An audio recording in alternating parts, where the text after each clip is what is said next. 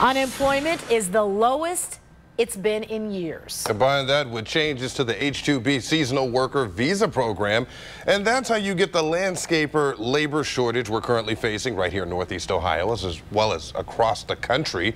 But it's not just the landscape industry that's suffering. News 5's Homa Bash is live to explain. Hey, Homa. Hey, Frank, so there is a trickle-down effect here. If the landscape companies can't find workers to fill the jobs, and they're not buying as much from suppliers as they normally do.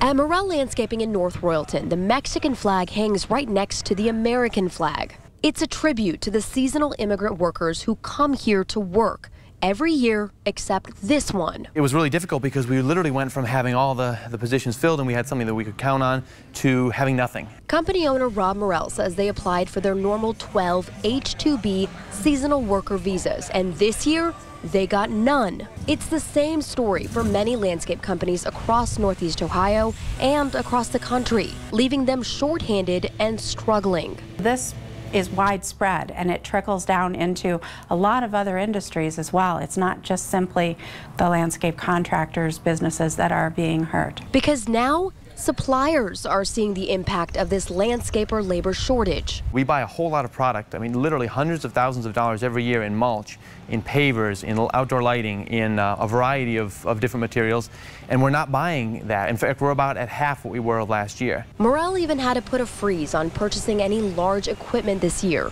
uncertain of what the future holds. Just this week, we had a supplier ask us why we weren't buying as much, and I had to explain, look, it's because of our workers. We can't get the work done as fast as we normally do.